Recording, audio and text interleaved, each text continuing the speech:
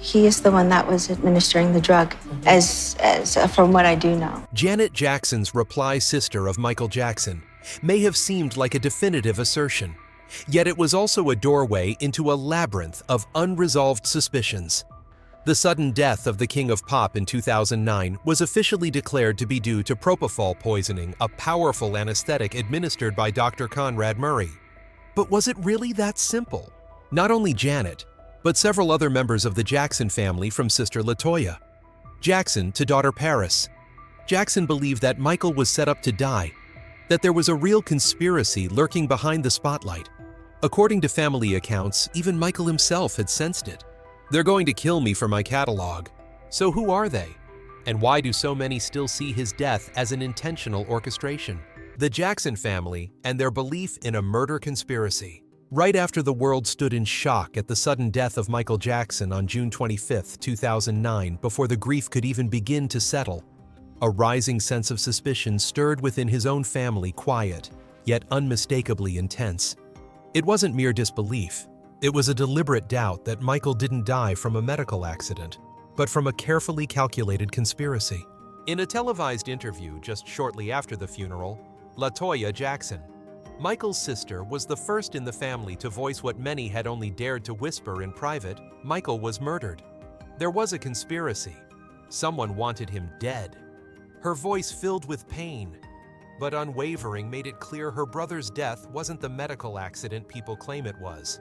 What made her so certain? LaToya said Michael had repeatedly told her someone was watching him, trying to eliminate him, and that he feared for his life. Not a vague, distant fear, but a concrete and haunting dread. He told her, LaToya, "They're going to kill me because of my catalog. They want it, and they'll do anything to get it."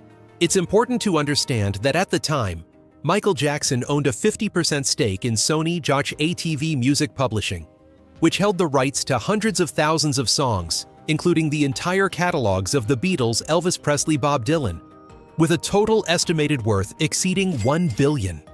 In the music industry, whoever controlled that catalog also held one of the most powerful pieces of cultural legacy. And Michael, the man who had purchased the very history of American music, knew its value well. LaToya insisted that Michael's words weren't just vague paranoia. He repeated it over and over during those last months. He knew what was coming. She also revealed that after his death, she found notes in his bedroom, handwritten pleas for help, including a line that read, "Please help me. Get them out of my life." Who were they? The Jackson family didn't name anyone directly, but in various interviews they pointed to the shadowy forces behind the scenes, the ones manipulating Michael in his final months. That could have included the company organizing the "This Is It" tour, financial advisors, his personal doctor, or an entire system profiting off his exhaustion. Jermaine Jackson, Michael's brother, once said in an interview, "It's easy to blame Dr. Murray for everything, but we don't believe it's that simple. Michael was surrounded. He told me many times, 'I don't feel safe.'" Janet Jackson, the younger sister whom Michael dearly loved, also began to break her silence. In an interview with ABC News, she quietly said, "I couldn't believe it. It all felt like a setup. He wanted out of the show. He was tired, but they wouldn't let him go." In 2012, a letter signed by Janet and 4 of Michael's siblings, Rebbe, Tito, Randy, and Jermaine, was sent to the 2 executors of Michael's estate, John Branca and John McClain. In it, they accused Branca of forging the will dated July 7, 2002, and of using Michael's death to seize complete control over the estate. They claimed that Michael wasn't even in Los Angeles on the date the will was supposedly signed. They also strongly opposed the fact that Michael had suddenly brought Branca, whom he had fired in 2003, for suspected collusion with Sony back as his lawyer just weeks before his death. "It's highly suspicious," LaToya said. "Why would someone Michael didn't trust suddenly return right before he passed?" The situation grew even more tangled as the 2002 will excluded all of Michael's siblings from the inheritance. All assets were placed into a trust for his 3 children and his mother, Katherine Jackson. This led many family members to believe that Michael had been isolated, manipulated, and forced into signing documents that did not reflect his true intentions. Of course, these accounts came from those closest to him and are understandably colored by grief, emotion, and regret. But the degree of agreement and consistency among Jackson family members makes it difficult to simply dismiss their claims. These are not lone voices. They are a harmony of suspicion coming from the people who knew Michael best. And then, while the truth remains shrouded in fog, another voice emerges, this time from the quiet daughter who once curled up by the fireplace guarding her father's sleep, with a chilling assertion, "It was definitely a setup." Everyone knows that. Paris Jackson, the one who will tell us more about the strange and troubling final days of her father's life. Hands in the shadows. If Michael Jackson's death was a tragedy staged by design, as his family has always insisted, the next question must be who created the stage for that tragedy. The answer is not simple, but the Jackson family and many who have followed the case have consistently cast suspicion on those who were closest to Michael in his final days. People with the power to control his schedule, filter his information, manage his medical care, and most crucially influence his financial decisions. Among these two names stand out Dr. Conrad Murray and business advisor Tom R. Tome. On November 7, 2011, Dr. Conrad Murray was found guilty by a Los Angeles court of involuntary manslaughter in the death of Michael Jackson. He had prescribed and administered propofol, a powerful anesthetic typically used in surgery to help Michael sleep. The pop star's death was officially ruled as acute propofol poisoning, and Murray was sentenced to 4 years in prison. He ultimately served less than 2 due to early release. But for the Jackson family, this sentence was far from sufficient. From the start, LaToya Jackson emphasized that Murray could not be the only one responsible. She declared, "I believe he's a scapegoat. They needed someone to blame, and he was the one they chose." It was a heavy accusation that Murray was not simply a careless doctor, but a link in a larger chain of conspiracy. That suspicion only deepened as details of Murray's actions on the night of Michael's death emerged behavior that many described as unusual. He delayed calling emergency services, attempted to hide bottles and information about propofol usage, and even fled the scene for a time before being questioned. These actions did not align with those of a doctor naively trying to help his patient sleep, as he claimed in his defense. Throughout the trial, the prosecution argued that Murray prioritized his own interests over professional ethics. His contract was worth $150,000 per month paid by AEG Live, the company behind the This Is It tour Michael was preparing for. The pressure to keep the star healthy enough to perform seemed to push Murray to ignore his medical duty. If Murray was responsible on the medical side, then Toma R. Toma was the figure many suspected of manipulating Michael financially and isolating him personally. Tomei, a businessman who called himself a business advisor, entered Michael's life in 2008, just as the singer was facing severe financial trouble. At that time, Neverland Ranch, long associated with Michael's name, had been mortgaged and was days away from being lost. It was Toma, representing an investment fund linked to Colony Capital, who rescued Neverland by purchasing Michael's debt. In return, Toma quickly gained control over Michael's finances and personal dealings. According to LaToya, Toma fired many of Michael's longtime trusted associates and replaced them with his own network. Once that inner circle was removed, Michael became increasingly isolated. And what happens when someone like Michael is left alone? Tomei is believed to have been the one who signed the contract with AEG Live for the This Is It tour, a deal that could generate hundreds of millions if completed.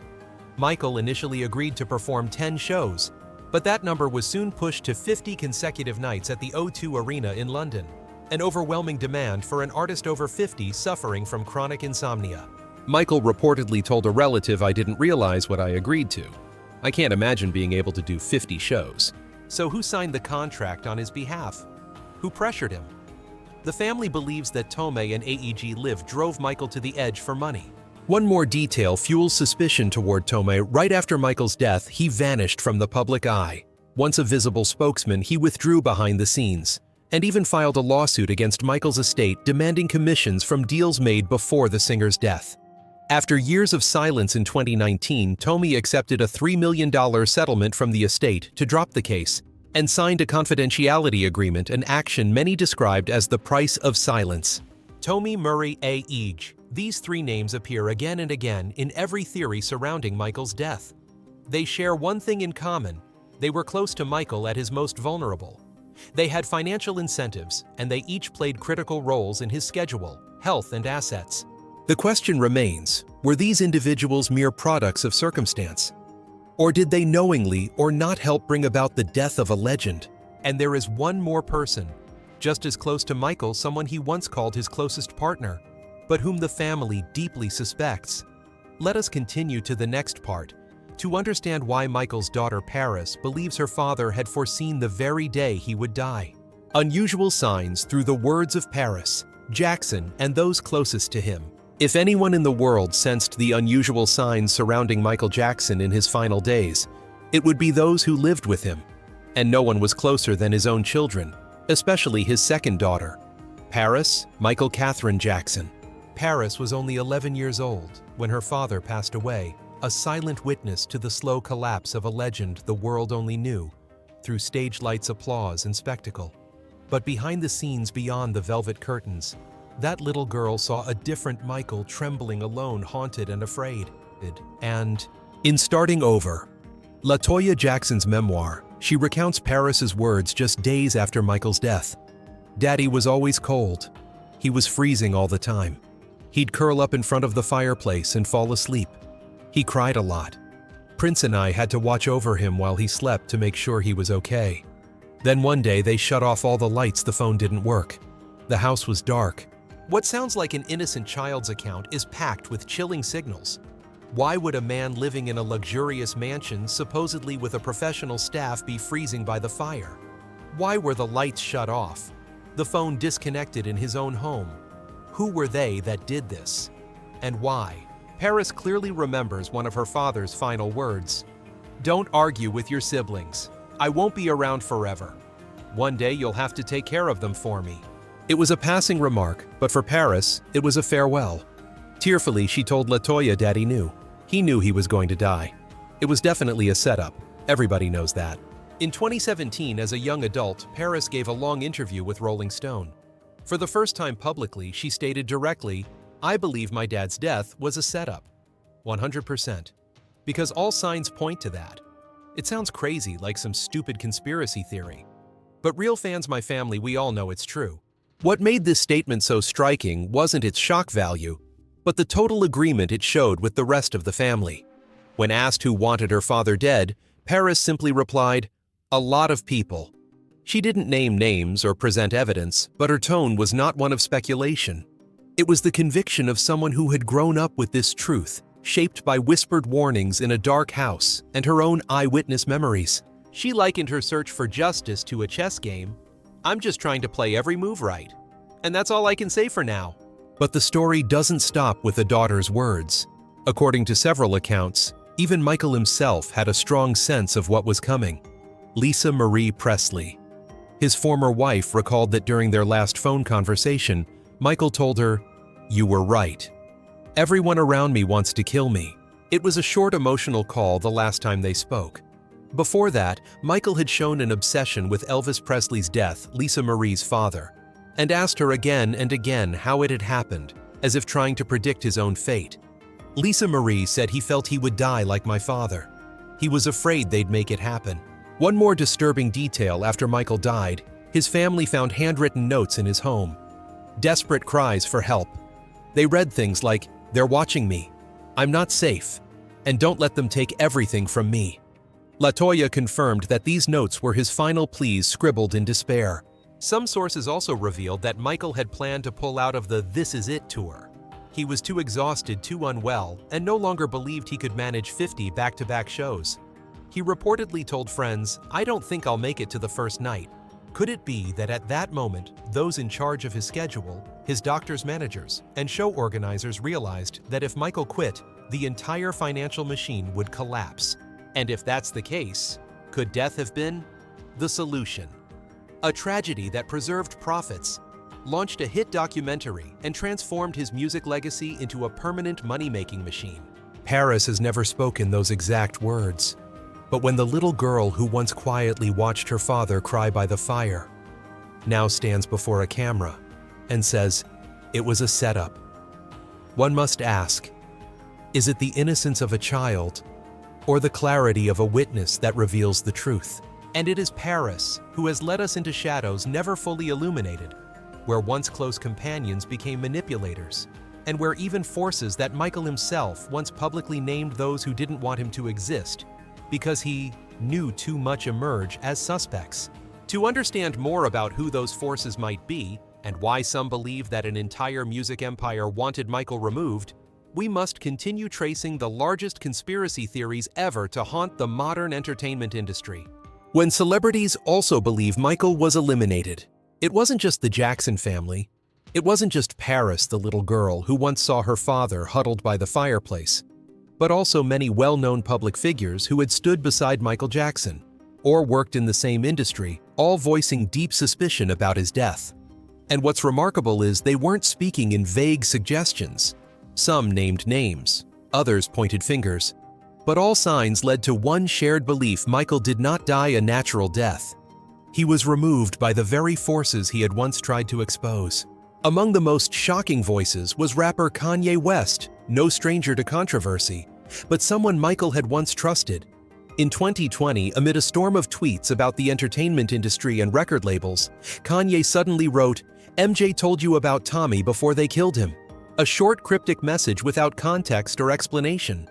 But anyone familiar with Michael Jackson's life knew exactly who Kanye meant: Tommy Mottola, the powerful former CEO of Sony Music, Michael's longtime business partner, and a man Michael had publicly called the devil, a racist and dangerous. In 2002, just a few years before cutting ties with Sony, Michael Jackson held a press conference in London declaring, "The record companies really do conspire against the artists, especially black artists. Tommy Mottola is a very evil man, very, very devilish." Michael explained that he was trying to leave Sony feeling stifled, controlled, and specifically blocked from releasing his own music. At the time, he still owned 50% of Sony ATV, the publishing company that held the rights to countless legendary songs. According to many in the industry, publicly confronting Mottola was seen as career suicide. But Michael didn't flinch. He said, "I'm just doing what's right. I'm a good businessman, and they're punishing me for it." So when Kanye 18 years later tweeted, "MJ warned you about Tommy," it wasn't just a reminder, it was an accusation, a charge, an echo of Michael's own voice, Lisa Marie Presley. He was afraid they would kill him. And he told me I was right. Also among those who believed Michael sensed his death was near Lisa Marie Presley. His ex-wife, 1994-1996, told Oprah Winfrey in a 2010 interview, "Michael asked me many times about how my father died. He was obsessed. He was afraid he would die like my dad, alone at home, surrounded by pills." She recounted that in their final phone call, Michael told her in a weary voice, "You were right. The people around me want to kill me." Lisa Marie didn't share many details, but her words were no longer emotional recollections. They were confirmations from someone who had deeply known Michael both as an artist and as the vulnerable man behind the spotlight. It wasn't just celebrities who spoke out. Kenny Ortega, musical director of the This Is It tour, and one of the last people to work closely with Michael, sent a warning email to AEG Live executives, the company organizing the tour, saying, "Michael is in a panic, shivering, exhausted.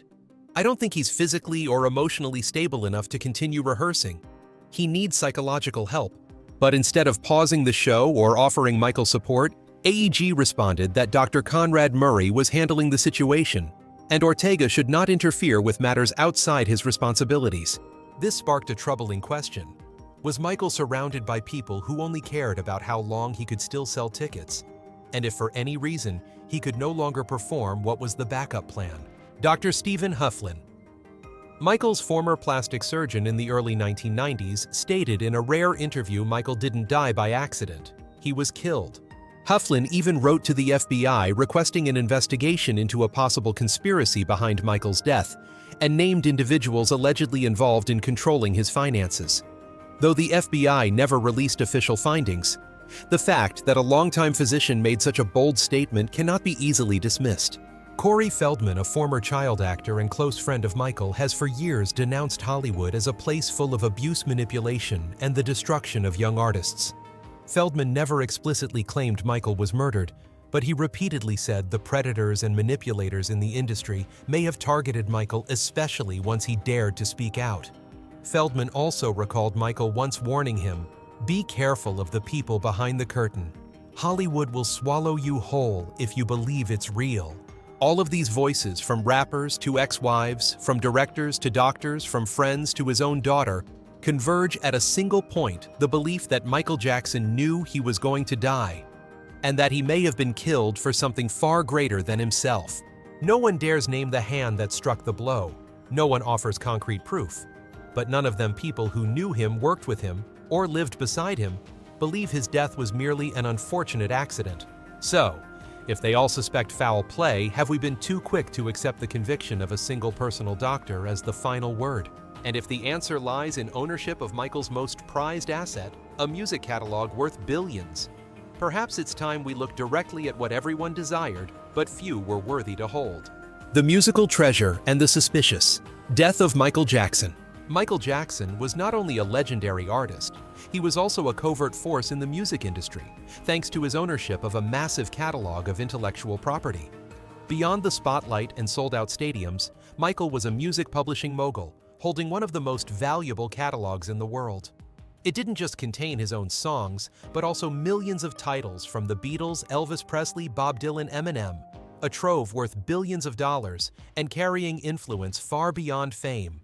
In 1985, at just 27 years old, Michael stunned the world by spending $47.5 million to purchase the entire publishing rights to the Beatles' music. The shock was not just financial, it was cultural. A black artist had entered a realm long dominated by powerful white executives. In 1995, he partnered with Sony to form Sony ATV, acquiring a 50% stake in joint control over more than 2 million songs. By entering that world, Michael ceased to be merely an entertainer, he became the keeper of some of pop culture's most priceless jewels. But that very power made him a threat in the eyes of corporate giants. Michael once told LaToya, "They want my catalog. They'll do anything to get it." In the early 2000s, Michael publicly went to war with Sony.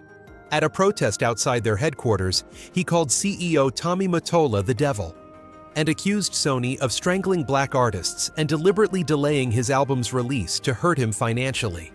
It was an unprecedented move in the history of music, and a turning point that left him increasingly isolated.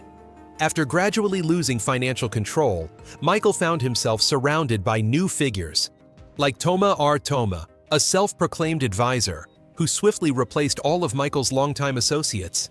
Under this new regime, Michael was pressured into signing a contract with AEG Live for the This Is It tour, initially planned for 10 shows, but later ballooning to 50 consecutive nights in London, a schedule nearly impossible for an artist whose health was already failing. Michael confided to relatives that he didn't think he'd live to the first show. And indeed, on June 25, 2009, he died from a fatal dose of propofol. Many believe it wasn't simply a medical accident, but the result of prolonged manipulation that pushed him to the brink. What followed his death was even more disturbing. Less than a year later, Sony signed a $250 million deal to release Michael's unreleased recordings. In 2016, the 50% stake in Sony ATV that Michael once owned was sold back to Sony for $750 million. The Jackson family repeatedly objected, even accusing the 2002 will of being forged, claiming the signature didn't match, and that Michael was not even in Los Angeles on the date it was signed. Yet the court refused to reopen the case. From that point on, all of Michael's intellectual property was controlled entirely by lawyers and partners he had once opposed. Looking at how that massive musical fortune fell into Sony's hands within just a few years after Michael's death, one can't help but wonder, was this the perfect plan Michael had warned about? He once said, "They'll kill me for my catalog." And ironically, that catalog now belongs fully to the very forces he tried to expose.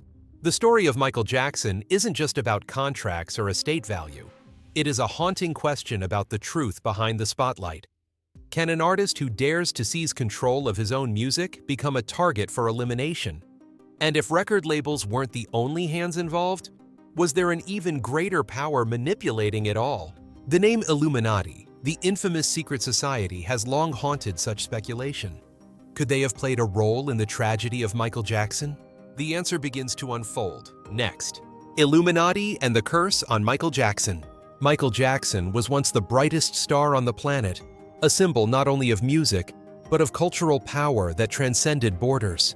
Yet it was this very brilliance that led his name to become entangled in countless conspiracy theories, the most chilling of which alleges Michael was eliminated for defying the Illuminati, a secretive organization rumored to be behind many major events in modern history. Though the Illuminati has never been officially confirmed, the name constantly arises in stories of hidden global elite control. Artists with immense influence and revolutionary thinking are often considered threats to the order that the Illuminati is said to maintain. And under that logic, Michael fit the profile perfectly: power, influence, and most notably a burning desire to free artists from the manipulative grip of the entertainment industry. Supporters of this theory often cite Michael's now famous 2002 speech in London, where he publicly denounced Sony, calling it a racist corporation and hinting that this industry doesn't belong to the artists, it belongs to someone else, to those behind the scenes. Though he never named the Illuminati directly, conspiracy theorists believe he was subtly warning of a larger system, a group capable of influencing record labels, media, and even the legal system.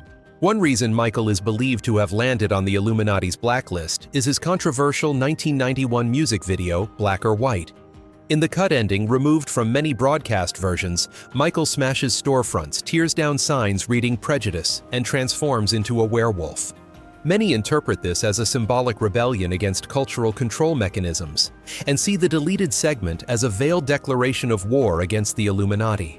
Another striking detail: in 1984, when Michael acquired the publishing rights to the Beatles' music, he didn't just acquire financial value, he touched a cultural nerve.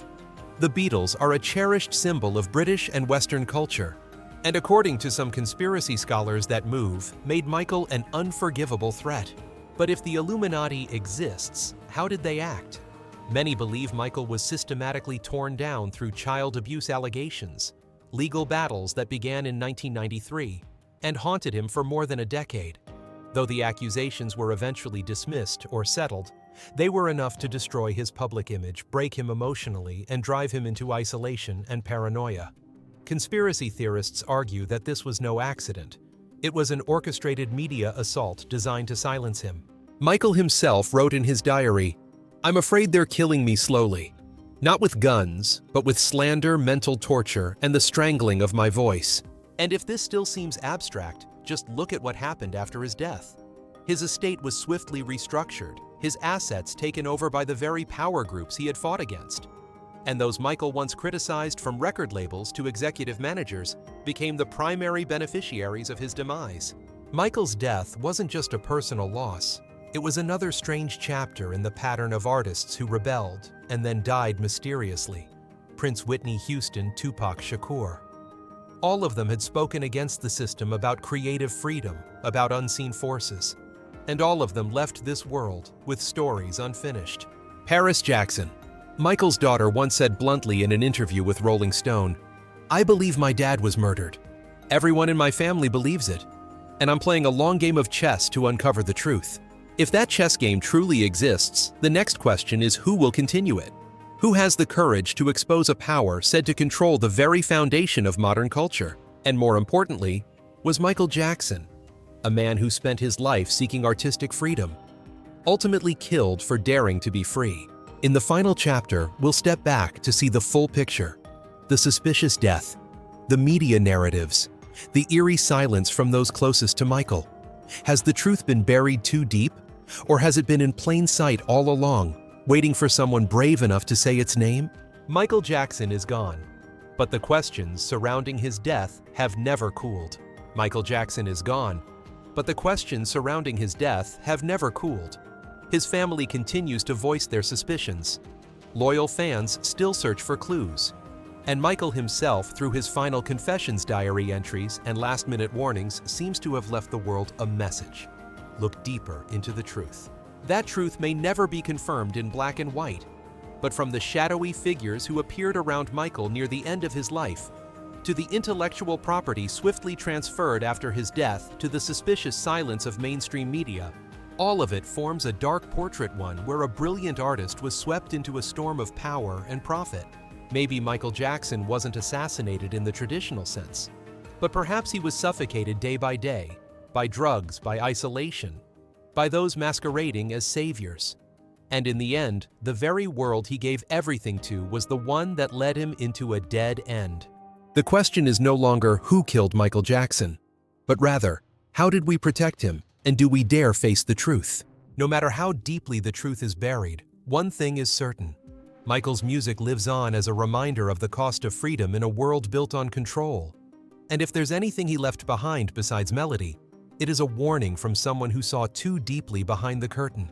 All data, analysis, and commentary in this video are presented based on information available at the time of production. The content is subject to change over time and should not be considered a definitive forecast. There is still so much more to explore: stories of resilience, legacy, and truth. Feel free to dive into some of our top recommended videos now appearing on your screen.